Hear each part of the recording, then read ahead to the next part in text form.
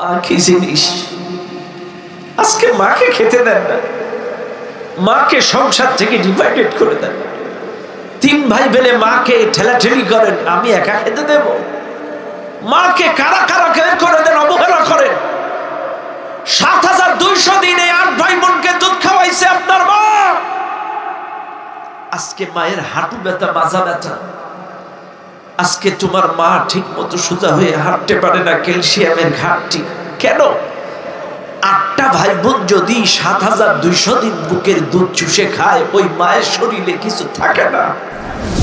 14600 দিন 8টা ভাই বোনের প্রসাব পায়খানা পরিষ্কার করলো যে মা, আজকে সেই মা একটু প্রসাব পায়খানা করলে মাকে ওই গোয়ালের পাশে বাড়ি বানায় দেন, ঘর বানায় দেন, মাকে ঘর থেকে নামায় দেন, মাকে গালিগালাজ করেন প্রসাব পায়খানার অপরাধে। অথচ 14600 দিন আপনাদের প্রসাব পায়খানা পরিষ্কার করেছে আপনাদের মা। আউযু বিল্লাহি মিনাশ শাইতানির রাজিম। বিসমিল্লাহির রাহমানির রাহিম। ওয়াকাদা রাব্বুকা আল্লা তা'বুদু ইল্লা ইয়্যাহু ওয়া বিল ওয়ালিদাইনি ইহসানা। ইম্মা ইয়াবলুগান্না عندك الكبر أحدهما أو كلاهما فلا تقل لهما أف ولا تنهرهما وقل لهما قولا كريما। صدق الله العظيم। সূরাটির নাম সূরাতুল বানি ইসরাঈল। এই সূরাটা নাযিল হয়েছে মক্কায়। টোটাল আয়াত সংখ্যা 111, রুকু সংখ্যা 12। এই সূরাটি 23 নম্বর আয়াত আমি আপনাদের সামনে তেলাওয়াত করেছি।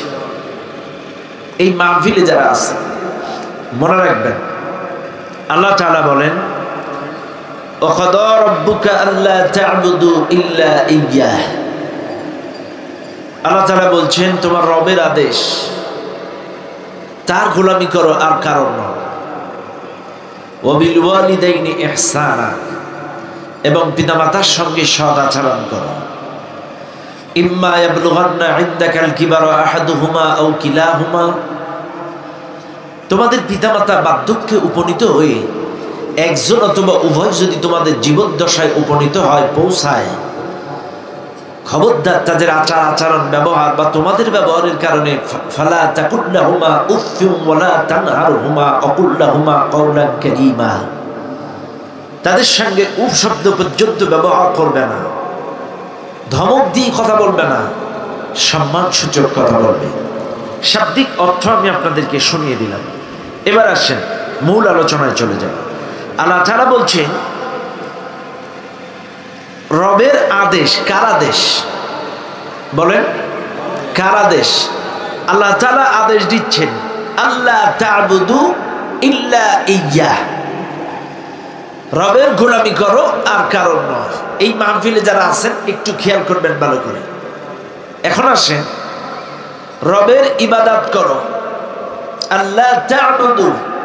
এই মাহফিলে যারা আছেন একটু প্রত্যেকটা কথা মনোযোগ দিয়ে খেয়াল করবেন। আমরা ইবাদত বলতে কি বুঝি? আমাদের দেশের মানুষ মনে করে ইবাদত মানে নামাজ, ইবাদত মানে রোজা, ইবাদত মানে জিকির, ইবাদত মানে জুব্বা, ইবাদত মানে পাগড়ি, ইবাদত মানে পাঞ্জাবি, ইবাদত মানে জিকির, ইবাদত মানে খানকা, ইবাদত মানে হজ, ইবাদত মানে যাকাত। আমরা নির্দিষ্ট কয়েকটি ইবাদতকেই আমরা নির্দিষ্ট কয়েকটি আল্লাহ তাআলার ফরজ হুকুমকেই আমরা ইবাদত মনে করি। একটু খেয়াল করবেন এই মাহফিলে আমার প্রত্যেকটা কথা, আমি কিন্তু অনর্থক অযৌক্তিক একটি কথাও বলি না, বলবো না ইনশাআল্লাহ।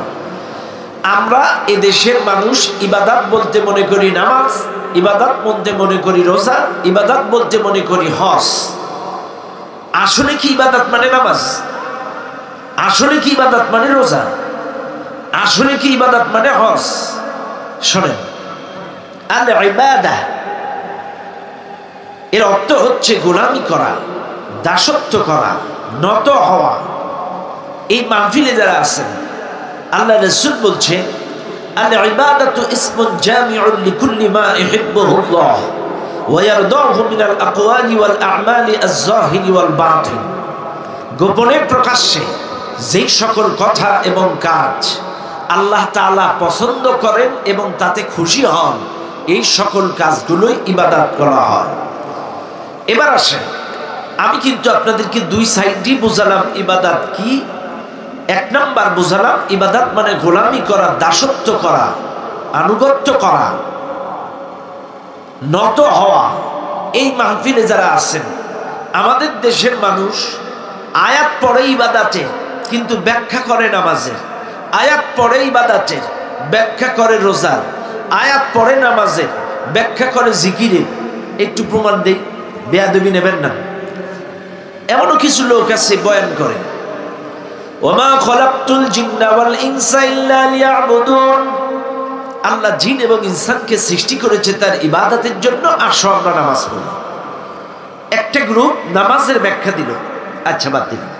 আরেকটা গ্রুপ ওমা খলাকতুল জিন্না ওয়াল ইনসা ইল্লা লিয়াবুদুন, আল্লাহ জিন এবং ইনসানকে সৃষ্টি করেছে তার ইবাদতের জন্য, আসো আমরা সপ্তাহে সপ্তাহে জিকির করে মসজিদের দেওয়াল কাঁপাই।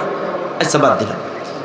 আরেকটা গ্রুপ এসে বলছে ওমা খলাকতুল জিন্না ওয়াল ইনসা ইল্লা লিয়াবুদুন, আল্লাহ জিন এবং ইনসানকে সৃষ্টি করেছে তার ইবাদতের জন্য, আসো পাগড়ি ধরো, বায়াত নাও, পীর মুরিদ হও, মুরিদ ছাড়া জান্নাত যাওয়া যাবে না। চাইলে কেউ ব্যাখ্যা করলো ইবাদত মানে নামাজ, কেউ ব্যাখ্যা করলো ইবাদত মানে জিকির, কেউ ব্যাখ্যা করলো ইবাদত মানে পীরের মুরিদ হও, কেউ জিকির করলো ইবাদত মানে শুধুমাত্র সূরতে বিশ্বাস করা। এখন আসেন, আমি আপনাদেরকে বুঝালাম, চাইলে এক একজন এক এক রকম ব্যাখ্যা বিশ্লেষণ করে দিল, অথচ ইবাদতের অর্থ হচ্ছে গোলামি করা। আল্লাহ যেটা আদেশ করেছেন আর যেটা নিষেধ করেছেন, আদেশটা মানব, নিষেধটা বর্জন করব। এক কথায় আল্লাহর হুকুমের গোলামি করার নাম ইবাদত। আল্লাহ যেভাবে আদেশ করেছেন, যেভাবে নিষেধ করেছেন, আল্লাহর আদেশ আর নিষেধের একনিষ্ঠ 100 গোলামি করার নাম, বলেন কি? ইবাদত। শুধু নামাজটা ইবাদত নয়, শুধু রোজাটা ইবাদত নয়, শুধুমাত্র হজটা ইবাদত নয়, আল্লাহর হুকুমের 100% গোলামি করাটাই। আজকে আমাদের দেশের লোক, তো আমি তো রাগ করবেন না, দেখবেন আমাদের দেশের লোক, এটা তো ইবাদতের ব্যাখ্যা দিলাম, দ্বীনের ক্ষেত্রেও একই ব্যাখ্যা করে, বলে ইন্না দ্বীনা ইনদাল্লাহিল ইসলাম, আল্লাহর কাছে মনোনীত জীবন ব্যবস্থার নাম ইসলাম, আসো নামাজ পড়ি। আয়াত পরে একরকম ওয়াজ করে নামাজের, আয়াত পরে একরকম ওয়াজ করে জিকিরের, আয়াত পরে একরকম দ্বীনের ব্যাপারে ওয়াজ করে একরকম, অথচ দ্বীন মানে নামাজ, দ্বীন মানে রোজা, দ্বীন মানে জিকির, দ্বীন মানে হজ, এটাই আমাদেরকে বোঝায়। আর আমরাও আম পাবলিক, আমাদের হুজুররা যা বুঝায় আমরাও তাই বুঝি। এখন ফুরফুরা সিলসিলার হুজুর একরকম বোঝায়, আটরশির হুজুর একরকম বোঝায়, মাঝবান্ডারির হুজুর একরকম বোঝায়, সবাই যে যার মতো ব্যাখ্যা বিশ্লেষণ করে ছেড়ে দেয়। আসলে আমরা আম পাবলিক মাঝখানে বিব্রত যে আসলে সঠিক দিন কি আর সঠিক ইবাদত কি। কথা হয় না? কথা কি কষ্ট হচ্ছে আপনাদের বুঝতে? আসলে কিন্তু আম পাবলিক মাঝখানে বিব্রত যে আসলে দিন কি, আসলে ইবাদত কি। শুনে নেন দুনিয়ার মানুষ, এই মাহফিলে যারা আছেন, আল্লাহ পাক কিন্তু বলেই দিয়েছেন ইবাদতের অর্থ হচ্ছে গোলামি করা। আবার বলছি, ইবাদতের অর্থ কিন্তু গোলামি করা, দাসত্ব করা, নত হওয়া। এই মাহফিলে যারা আছেন, আমার দেশের মানুষ বড্ড চালাক। ইবাদত শুধু মসজিদের মধ্যে করবেন, আল্লাহর গোলামি শুধু মসজিদে করবেন, মসজিদের বাইরে করবেন না, তা হবে না। মসজিদের মধ্যে গোলামি করবেন যার, অর্থনীতিতেও গোলামি করা লাগবে তার, মসজিদের মধ্যে গোলামি করবেন যার, রাজনীতিতেও গোলামি করা লাগবে তার, মসজিদের মধ্যে গোলামি করবেন যার, সমাজনীতিতে, সংস্কৃতিতে, শিক্ষানীতিতেও গোলামি করা লাগবে তার। এক কথা, ইবাদতটা সব জায়গায় করা লাগবে, শুধুমাত্র মসজিদে গোলামি করলে চলবে না। এই দুনিয়ার মানুষ আপনি আমি যখন মসজিদে নামাজ পড়ি কত সুন্দর কথা আমরা বলি, ইয়্যাকা না'বুদু, বলি না? ইয়্যাকা না'বুদু মানে কি? তোমারই গোলামি করি। বুঝেন? কিন্তু এটার অর্থ কি? তোমারই গোলামি করি। আচ্ছা, আপনি মসজিদে দাঁড়ায় বললেন তোমারই গোলামি করি, অথচ মসজিদের বাইরে যে নাস্তিকের গোলামি করেন, মসজিদের বাইরে যে তাগুতের গোলামি করেন, মসজিদের বাইরে যে মানুষের তৈরি করা আইনের গোলামি করেন, মসজিদের বাইরে যে মানব রচিত মতাদর্শের গোলামি করেন, মসজিদের বাইরে যে সুদখোরের গোলামি করেন, মসজিদের বাইরে যে ঘুষখোরের গোলামি করেন, আর মসজিদের মধ্যে বললেন কি? ইয়্যাকা না'বুদু, তোমারই গোলামি করি। আচ্ছা, মানুষ বিনা ওযুয় মিছা কথা বললে যদি মুনাফিক হয়, আপনারা ওযু করে মসজিদে দাঁড়ায় মিছা কথা বললেন। একবার বললে ভুল হইতে পারে, দুইবার বললে ভুল হইতে পারে, যেই লোকটা 48 বার বলে ইয়্যাকা না'বুদু, 5 ওয়াক্ত নামাজ যারা পড়ে দৈনন্দিন আল্লাহকে বলে ইয়্যাকা না'বুদু, তোমারই গোলামি করি, তোমারই গোলামি করি, তোমারই গোলামি করি, ইহদিনাস সিরাতাল মুস্তাকিম, সঠিক পথ দেখাও, সোজা পথ দেখাও, সরল পথ দেখাও, অবিচল থাকার রাস্তা দেখাও। তাই যে লোক 48 বার বলে, সে কি করে মানুষের গোলামি করে? সে কি করে মানুষের তৈরি করা আইনের গোলামি করে? সে কি করে নাস্তিকদের গোলামি করে? সে কি করে ইসলাম বিদ্বেষীদের গোলামি করে? তাহলে বিনা ওযুয় মিথ্যা কথা বললে যদি মুনাফিক হয়, আপনারা 5 ওয়াক্ত নামাজে আল্লাহর সাথে ওয়াদা দিয়ে মসজিদের বাইরে যে নাস্তিক আর ইসলাম বিদ্বেষীদের গোলামি করেন, তার মানে আপনি আমি মুনাফিক, তার মধ্যে কোনো ভেজাল নাই। মানুষ মিথ্যে কথা বলে তাই বলে মসজিদে দাঁড়াই? হ্যাঁ, বিনা ওযুয় মিথ্যা কথা বললে যদি মুনাফিক হয়, আর আপনি মসজিদে দাঁড়াই বললেন, তার মানে পাকাপোক্ত মুনাফিক। কথা না? কথা বুঝতেছেন আপনারা? বুঝতেছেন আপনারা? হ্যাঁ, চাইলে এই মাহফিলে আপনাদেরকে মনে রাখতে হবে, চাইলে গোলামি শুধুমাত্র মসজিদে করলে চলবে না। চলবে? গোলামি শুধু মসজিদে করলে চলবে? গোলামি মসজিদের মধ্যে গোলামি করবেন যার, ব্যবসা করার সময়ও গোলামি করবেন। কথা কন, ব্যবসার সময় গোলামি করেন? করেন? করেন?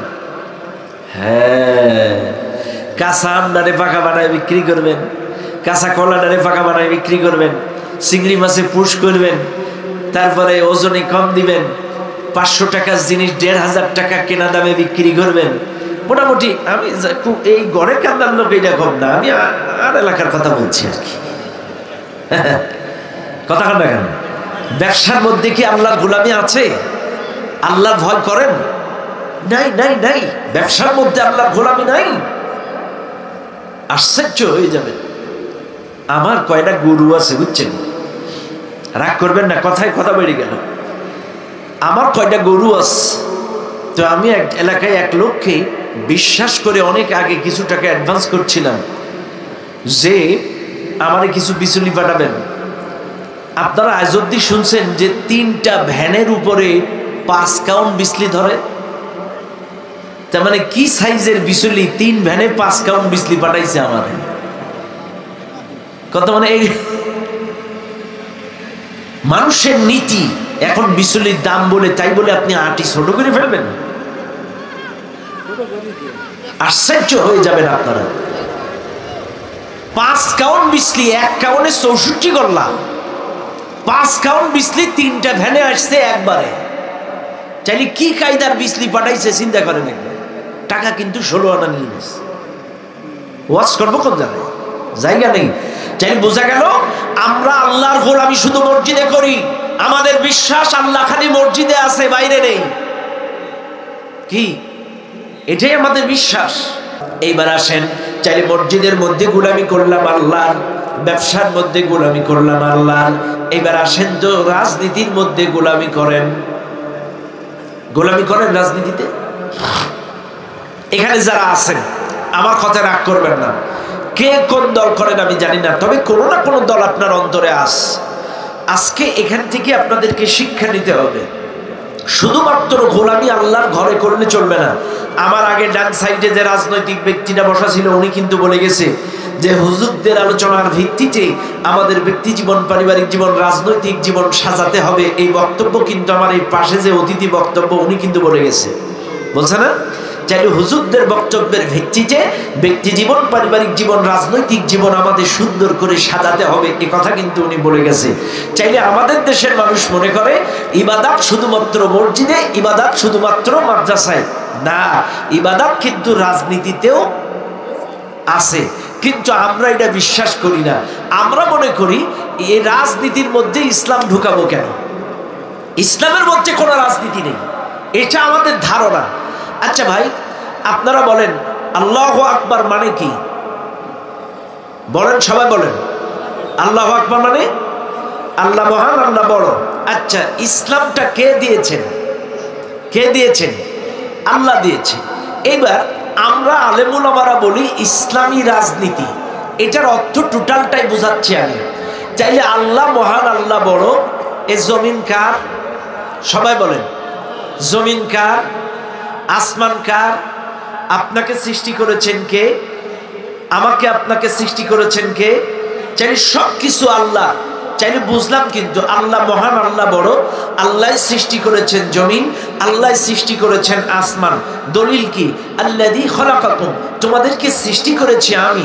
আল্লাযী জাআলা লাকুমুল আরদা ফিরাশা, এই জমিনটাকে বিছানা বানিয়েছি আমি। ওয়াস সামাআ বিনাআ, আসমানটাকে ছাদ বানিয়েছি আমি। ওয়া আনজালা মিনাস সামাই মাআ, আসমান থেকে বৃষ্টি বর্ষণ করি আমি। ফাআখরাজা বিহি মিনাত থামারাতি রিজকাল লাকুম, চাইলে এই জমিন থেকে ফসলের মাধ্যমে তোমাদের রিজিকের ব্যবস্থাও করি আমি। চাইলে আমরা দলিল পেয়ে গেলাম, এই জমিন আল্লাহর, আসমান আল্লাহ, সব আল্লাহ। আমাদেরকে সৃষ্টিও করেছে আল্লাহ। আল্লাহ মহান, আল্লাহ বড়, তিনি দিয়েছে ইসলাম। আসলামা ইসলিমু ইসলামান ফাহুয়া মুসলিমুন, এই মাহফিলে যারা আছেন তিনি কিন্তু ইসলাম দিয়েছেন। এখন আমরা ইসলামের সাথে রাজনীতি শব্দটা বলি, কেন বলি? রাজনীতি মানে হলো রাজার নীতিমালা জীবনে, সমাজে, রাষ্ট্রে কায়েমের চেষ্টা করা। এখন আপনারা বলেন জমিন আল্লাহ, আসমান আল্লাহ, আপনাকে সৃষ্টি করলো আল্লাহ। এবার বলেন এই পৃথিবীতে রাজা কয়জন? এ বলেন রাজা কয়জন? কে? আরো জোরে, আরো জোরে, জোরে বলেন। জোর হলো না, আরো জোরে। চাইলে রাজা একজন, আর ওই রাজার নীতিমালা সমাজে, রাষ্ট্রে কায়েমের চেষ্টার নাম হচ্ছে রাজনীতি, রাজার নীতি।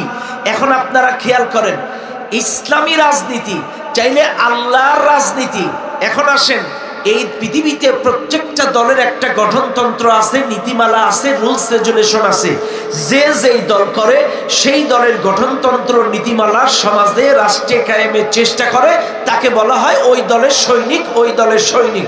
কিন্তু প্রকৃত অর্থে যারা ইমানদার, তারা আল্লাহর কোরআনের গঠনতন্ত্র, নীতিমালা সমাজে, রাষ্ট্রে কায়েমের চেষ্টা করবে। এটার নাম হলো ইসলামী রাজনীতি। আর এই ইসলামী রাজনীতি প্রত্যেকটা মুসলমানের জন্য ফরজ। আপনি যে দল করেন আপনার ব্যক্তিগত ব্যাপার, কিন্তু আপনি যদি মুসলিম পরিচয় নিজেকে দেন, আপনাকে এই গঠনতন্ত্র মানতে হবে, কোরআনের রুলস রেজুলেশন মানতে হবে, এই কোরআনের নীতিমালা মানতে হবে, কোরআনের নীতিমালা অনুযায়ী ব্যক্তি জীবন, পারিবারিক জীবন, সামাজিক জীবন গড়তে হবে। এটা আপনার জন্য ফরজ। আল্লাযীনা আমানু ইউকাতিলুনা ফি সাবিলিল্লাহ, যারা ঈমানদার তারা আল্লাহর রাস্তায়, আল্লাহর কোরআনের নীতিমালা কায়েমের জন্য লড়াই করে। আর যদি আপনি ঈমানদার না হন, ওয়াল্লাযীনা কাফারু ইউকাতিলুনা ফি সাবিলিত তাগুত, যারা অস্বীকার করেছে, কাফের, তারা এই জমিনে মানুষের তৈরি করা নীতিমালা, মানুষের তৈরি করা মতবাদ, মানুষের তৈরি করা আইন কায়েমের জন্য লড়াই করবে, তাগুতের পথে লড়াই করবে। চাইলে ইমানদার আল্লাহর কোরআনের নীতিমালা কায়েমের লড়াই করবে, আর যারা ইমানদার না, তারা মানুষের তৈরি করা আইন কায়েমের লড়াই করবে। তো কথা তো ক্লিয়ার। এই পৃথিবীতে বড় পথটা যদি রাজপথ হয়, এই পৃথিবীতে বড় হাঁসটা যদি রাজহাঁস হয়, এই পৃথিবীর বড় মিস্ত্রিগুলো যদি রাজমিস্ত্রি হয়, চাইলে এই পৃথিবীতে যে যত দল করুক না কেন, সবচেয়ে বড় রাজনীতির নাম হলো ইসলামী রাজনীতি। আর ইসলাম হিসেবে, মুসলিম হিসেবে আপনাকে ইসলামী রাজনীতি করতে হবে। আর ইসলামী রাজনীতি যদি না করেন, আপনার মুসলমানিত্ব থাকবে না, থাকবে না, থাকবে না। বলবেন হুজুর দলিল দেন। শুনে নেন, আপনাদেরকে একটু বুঝাই দেই, আপনারা একটু ব্রেনটা শার্প করে নেন, ক্লিয়ার করে নেন। মনে করেন সাপোজ ইনি জাতীয় পার্টি, আর আমার এই ভাই হচ্ছে জামাত ইসলাম।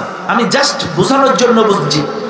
এখন জামাত ইসলামের ভাই যদি জামাত ইসলামের রুলস রেজুলেশন নীতিমালা বাদ দিয়ে যদি জাতীয় পার্টির রুলস রেজুলেশন গঠনতন্ত্র মানে আর জাতীয় পার্টি স্লোগান দেয়, ওনার কি জামাত ইসলামের পদ পদবি থাকবে?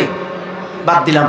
জাতীয় পার্টির ভাই জাতীয় পার্টির কর্মী হয়ে যদি জামাত ইসলামের রুলস রেজুলেশন নীতিমালা মানে, ওনার কি দলীয় পদ পদবি থাকবে?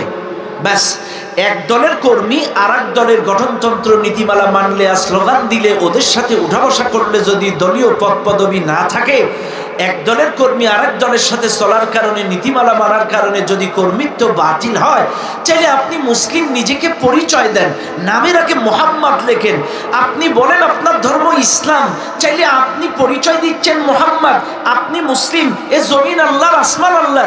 এই জমিনে আপনি যদি কোরআন বাদ দিয়ে, ইসলাম বাদ দিয়ে, কোরআন কায়েমের চেষ্টা বাদ দিয়ে অন্য কিছু করেন, আল্লাহ কিন্তু আপনার মুসলমানিত্বের পদ পদবি বাতিল করে দেবে।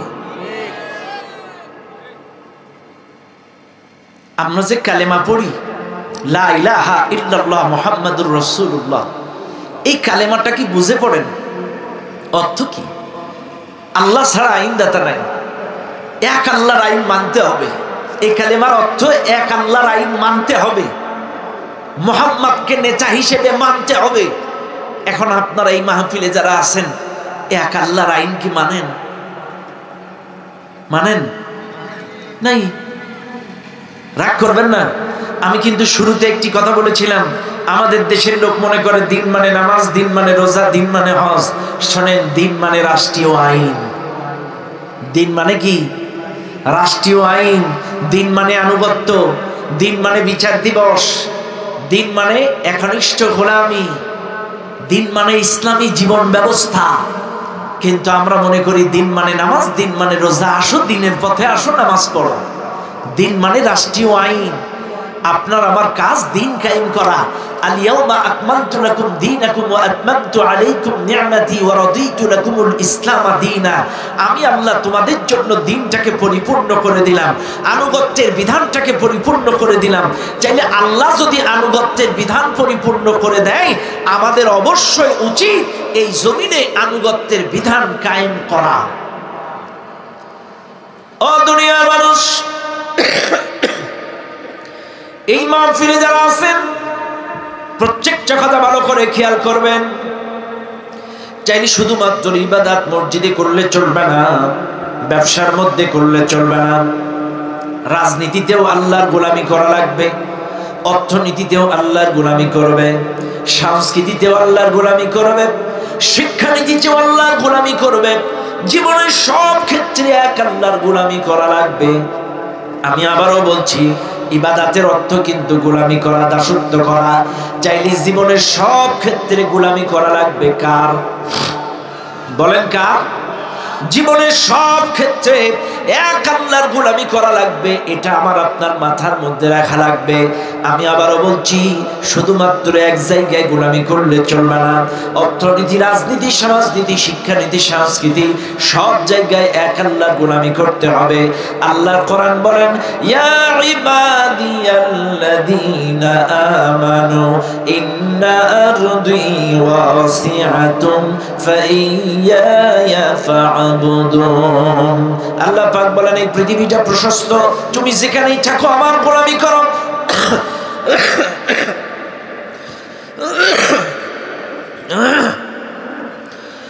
জঙ্গলে থাকো গোলামি করো আমার, সংসদে থাকো গোলামি করো আমার, ব্যবসায় থাকো গোলামি করো আমার, চাকরি করো গোলামি করো আমার, বিচার করো গোলামি করো আমার, শিক্ষানীতিতে থাকো গোলামি করো আমার, অর্থনীতিতে গোলামি করো আমার। জীবনের সব ক্ষেত্রে গোলামি করা লাগবে কার? আরো জোরে বলেন কার? এক আল্লাহর গোলামি করা লাগবে। এই কথাটা প্রত্যেকটা মুসলমানকে মেনে নিতে হবে। এবার আসেন, ও দুনিয়ার মানুষ, আমি ইবাদতের ওয়াজ আর করব না, কারণ এই পৃথিবীতে যত নবী আসছে সকল নবী কিন্তু একটাই দাওয়াত দিয়েছে, ইবাদতের দাওয়াত। وإلى عاد أخاهم هودا قال يا قوم اعبدوا الله মা লাকুম মিন ইলাহিন গায়রু ওয়া ইলা সামুদ আখাহুম সালিহা ক্বালা ইয়া কওমি ইবুদুল্লাহ মা লাকুম মিন ইলাহিন গায়রু ওয়া ইলা আদিন আখাহুম হুদা ক্বালা ইয়া কওমি ইবুদুল্লাহ মা লাকুম মিন ইলাহিন গায়রু ওয়া ইলা মাদিয়ানা আখাহুম শুআইবা ক্বালা ইয়া কওমি ইবুদুল্লাহ মা লাকুম মিন ইলাহিন গায়রু। প্রত্যেকটা নবী তার কওমের কাছে যে বলেছিল আমার কওমের মানুষেরা গোলামি করো আল্লাহর, আল্লাহ ছাড়া কোনো ইলাহ নাই। চাইলে সকল নবী গোলামির দাওয়াত দিয়েছেন কার? জোরে বলেন। সকল নবী এক আল্লাহর গোলামির দাওয়াত দিয়েছে। এবার আসেন, চাইলে আমি গোলামির ওয়াজ আর করব না। এবার দুই নাম্বার ওয়াজ হবে ওয়াবিল ওয়ালিদাইনি ইহসানা, পিতামাতার সঙ্গে সদাচরণ।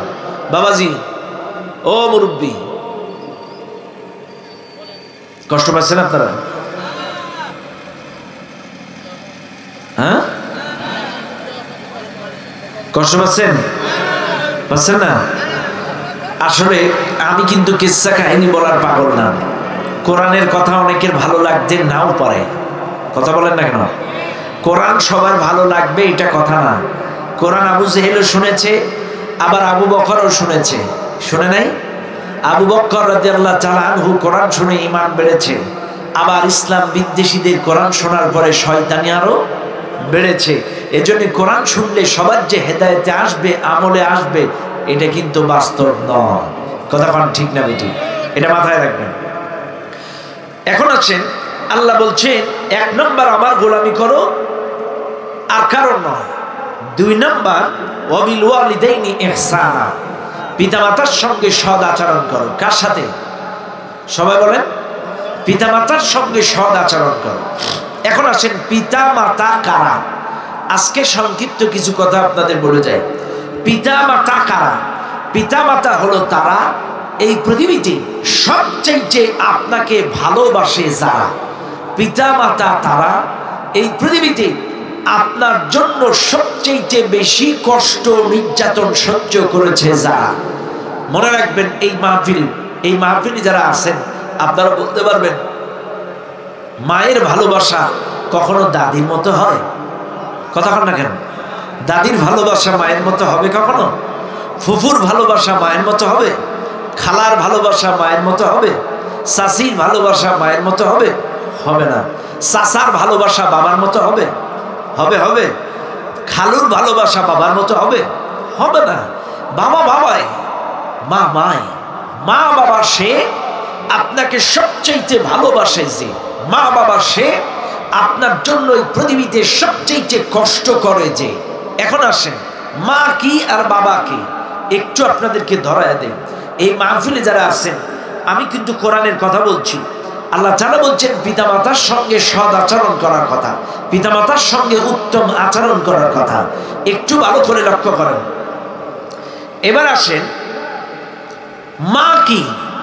ভাই একটু বুঝবেন মা কি জিনিস। যে মা আপনাকে 9 মাস 10 দিন গর্ভে নিয়েছে। কয়দিন? কথা বলেন। 9 মাস 10 দিন আপনাকে গর্ভে নিয়েছেন, তিনি হচ্ছেন মা। একটু ভালো করে খেয়াল করেন, 9 মাস 10 দিন। এমন একটা মানুষ এই মাহফিলে আছেন, একটা ইট আপনার পেটের সাথে বেঁধে দেবে, মাত্র 24 ঘন্টা খাওয়া দাওয়া, গোসল, উজু, পেশাব পায়খানা, চলাফেরা, ব্যবসা বাণিজ্য সব করবেন। একটা ইট পেটের সাথে বেঁধে ঘুরবেন, ফিরবেন, চলবেন, পারবেন না? একদিন একটা মানুষ একটা আদলা ইট পেটে বেঁধে 24 ঘন্টা চলতে পারে না। অথচ আপনার মা 24টা, এই 9 মাস 10 দিন আপনাকে এই গর্ভে ধারণ করেছিল। এই গর্ভে আপনার মা। শুধু তাই নয়, মা 9 মাস 10 দিন পর ব্যথার সাগরে আপনাকে জন্ম দেওয়ার পরে এই পৃথিবীতে আপনি আসলেন। এই পৃথিবীতে আসার পরে 24টা মাস, কারোর 30 মাস, কারোর আবার 3 বছরের বেশি হয়ে যায়।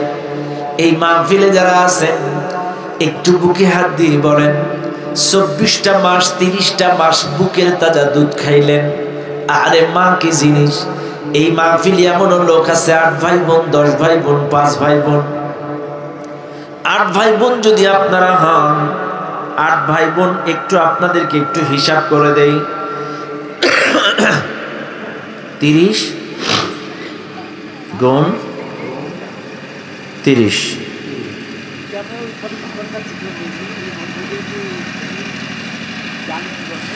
900 গুণ 8। এই যে যদি এই মাহফিলে 8 ভাই বোন কে কে আছেন একটু হাত তোলেন তো। 8 ভাই বোন, 1 জন 2 জন 3 জন 4 জন। আচ্ছা, আমরাও 8 ভাই বোন, ওই পেছনে 1 জন, 5 জন। 8 ভাই বোনে একটা মায়ের বুক থেকে দুধ খায় 7200 দিন। কয় দিন? 7365 দিনে 1 বৎসর। শুনে নেন ভালো করে, 365 দিনে 1 বৎসর। চাইলে আপনারা 8 ভাই বোন 7200 দিন মায়ের বুক থেকে দুধ খাইছেন। মা কি জিনিস! আজকে মাকে খেতে দেন না, মাকে সংসার থেকে ডিভাইডেড করে দেন। 3 ভাই বেলে মাকে ঠেলাঠেলি করেন, আমি একা খেতে দেব? মাকে কারা কারা বের করে দেন, অবহেলা করেন। 7200 দিনে 8 ভাই বোনকে দুধ খাওয়াইছে আপনার মা। আজকে মায়ের হাঁটু ব্যথা, মাজা ব্যথা। আজকে তোমার মা ঠিক মতো সোজা হয়ে হাঁটতে পারে না, ক্যালসিয়ামের ঘাটতি। কেন? 8টা ভাই বোন যদি 7200 দিন বুকের দুধ চুষে খায়, ওই মায়ের শরীরে কিছু থাকে না। শুধু তাই না, সর্বনিম্ন একটা বাচ্চার প্রস্রাব পায়খানার কাঁথা পরিষ্কার করা লাগবে 5 বছর। এমনও ছেলে আছে এই মাহফিলে 18-20 বছর বয়স, তারও প্যান্ট জামা কাপড় এখনো তার মাইক আছে। চাইলে আমি ধরলাম 5 বছর, 365 বছর, চাইলে 365 দিনে যদি বছর হয় গুণ 5, 1825 দিন একটা বাচ্চার প্রস্রাব পায়খানার কাঁথা পরিষ্কার করে। এবার আসেন গুণ 8, 14600 দিন 8 ভাই বোনের প্রস্রাব পায়খানার কাঁথা পরিষ্কার করেছে। 14600 দিন। এইবার আপনারা বুকে হাত দেন, 14600 দিন 8টা ভাই বোনের প্রস্রাব পায়খানা পরিষ্কার করলো যে মা, আজকে সেই মা একটু প্রস্রাব পায়খানা করলে মাকে ওই গোয়ালের পাশে বাড়ি বানায় দেন, ঘর বানায় দেন, মাকে ঘর থেকে নামায় দেন, মাকে গালিগালাজ করেন প্রস্রাব পায়খানার অপরাধে। অথচ 14600 দিন আপনাদের প্রস্রাব পায়খানা পরিষ্কার করেছে আপনাদের মা। 2 হাত দিয়ে কষলে কষলে পরিষ্কার করেছে আপনাদের মা। আপনি কি সন্তান হিসেবে পারেন না আপনার মায়ের কাপড়টা ধুয়ে দিতে? 1825 দিন একটা বাচ্চার কাপড় পরিষ্কার করে প্রস্রাব পায়খানা। তো আপনি একটা মাস মায়ের প্রস্রাব পায়খানা পরিষ্কার করতে পারেন না? একটা মাস? আপনি কি মানুষ? কাকে গালি দেন? কাকে সংসার থেকে বের করে দেন? আমরা মাঝে মাঝে সঙ্গীতার মোড়ে চা খাইতে আসি। আরে 90 বছর, 80 বছর, 70 বছরের বয়োবৃদ্ধ মহিলাগুলো এখানে কালেকশন করতে আসে। 10টা টাকা দাও, 5টা টাকা দাও। ইস, দুঃখে বুকটা ভেসে যায়। তাদের 3টা ছেলে, তারপরেও মা ভিক্ষা করছে রাত 1টার সময় সঙ্গীতার মোড়ে। এখনো যে দেখেন অনেক মহিলারা ভিক্ষা করতেছে, অথচ তাদের জোয়ান যুবক সন্তানেরা বেঁচে আছে। লজ্জা করে না আপনাদের? ও দুনিয়ার মানুষ, মা কি জিনিস! এটা মায়ের 1টা 2টা উদাহরণ মাত্র দিলাম। এবার আসেন বাবা। আপনার বাবা ভ্যান চালায় আপনারে মানুষ করছে, রিক্সা চালায় মানুষ করছে, ট্রাকের হেল্পারি করে মানুষ করছে, বাসের সুপারভাইজারি করে মানুষ করছে, মাঠে জোন খেটে মানুষ করছে। আপনাকে কত কষ্ট করে ভালো স্কুলে, কলেজ, ইউনিভার্সিটিতে পড়াইছে। আপনাকে কত কষ্ট করে আপনার বাবা আপনাকে ভালো ভালো ইউনিভার্সিটিতে চান্স দেওয়াইছে। আপনার টাচ মোবাইল লাগবে, আপনার বাবা ভ্যান চালায়, বাইনা ধরেছেন টাচ মোবাইল কিনে না দিলে আমি ভাত খাবো না। আপনার বাবা ভ্যান চালায় দৈনিক 300-200 টাকা কামাই করে, ওই বাবা কষ্ট করে ধার করে সমিতির লোন তুলে আপনার জন্য টাচ মোবাইল কিনে দিছে। আরে এই টানা রোদে, এই জ্যৈষ্ঠ মাসের বৈশাখ মাসের কড়া রোদে আপনার বাবা মাঠের মধ্যে ধান কেটেছে। এই কড়া রোদের মধ্যে পিচ ঢালা গরম, পিচের গরম মুখে এসে মুখ পুড়ে যায়, এত প্রচন্ড গরম দিনের বেলায়। আপনার বাবা ওই রাস্তায় ভ্যান চালায় মানুষ চড়াইয়া আপনারে মানুষ করেছে, সংসারে 5টা মানুষের মুখে ভাত তুলে দিছে আপনার জন্য। আপনার বাবা প্রবাস জীবন থেকে 5 বছর 10 বছর কাটাইছে, জীবন যৌবন বিসর্জন দিয়েছে আপনাদের মানুষ করার জন্য। আজকে সেই বাবাকে সংসার থেকে আলাদা করে দেন, সেই বাবাকে সংসার থেকে ডিভাইডেড করে দেন।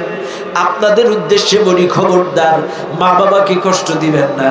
মা মা মা মা বাবা বাবা বাবা মা বাবা আপনার জান্নাত, মা বাবা আপনার জাহান্নাম।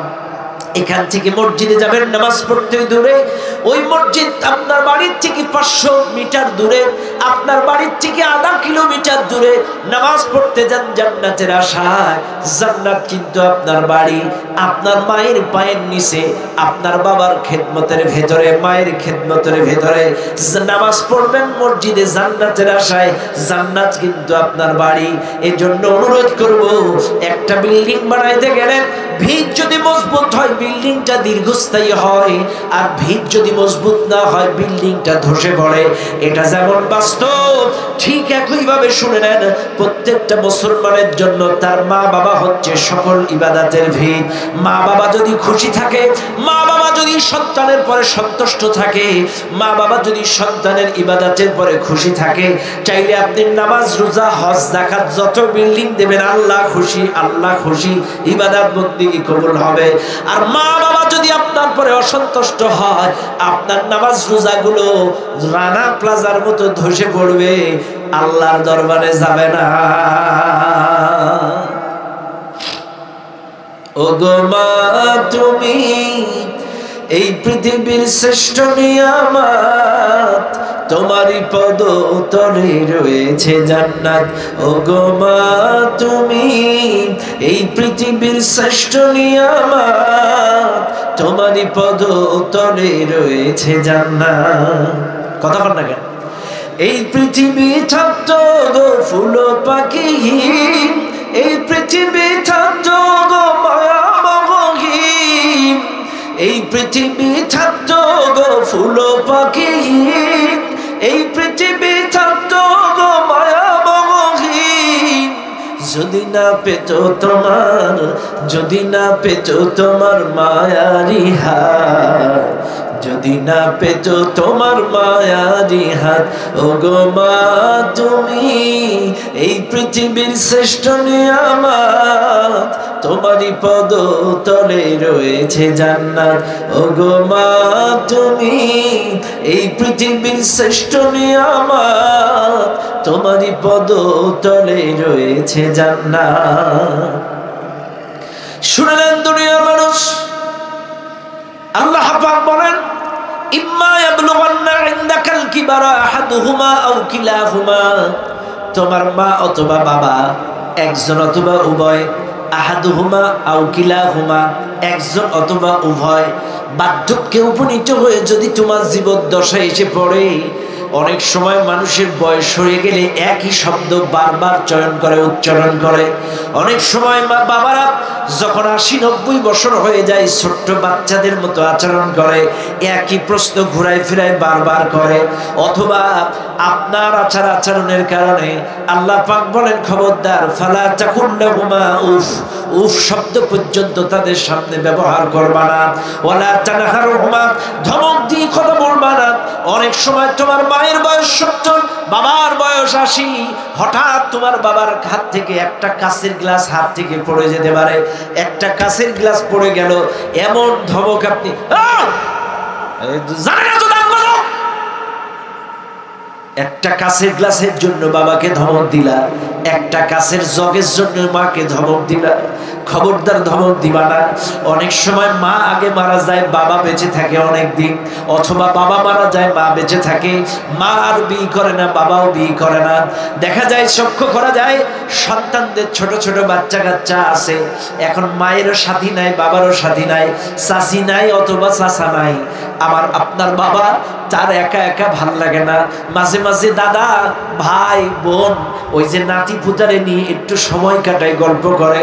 অনেক বৌমা আছে দেখবেন, আপনার দাদা যখন তার নাতিরে বা পুতারে পুতনিরে ধরতে যায়, অনেক বাচ্চা কাচ্চা দাদার বারবার ধরাটাকে পছন্দ করে না, কান্দে। আর এই কান্দে বলে অনেক বৌমারা শ্বশুরকে ধমক দেয়, আপনি বলেন না আপনার কাছে যেতে যেন আমার রাখা লাগে না, কথা না, ধমক দেয় না। অথচ আপনার বাবা, আপনার মা নাই, আপনার বাবারও তো একটু গল্প করার একটা মানুষ লাগে, তারও তো কথা বলতে মন চাই। ছোট ছোট বাচ্চাকে নিয়ে কোলে পিঠে করে গল্প করে, একটু আনন্দ পায় আপনার বাবা, আনন্দ পায় আপনার মা। বারবার একটু কোলে পিঠে টানে বলে, সুমা খাই বলে আপনি ধমক দিয়েন না কেন? খবরদার, ফালাতা কুল্লাহুমা উফ, তাদেরকে উফ শব্দ পর্যন্ত বলবেন না। ওয়ালা তানহারহুমা, ধমক দিয়ে কথা বলবেন না। আপনার মা আপনার জান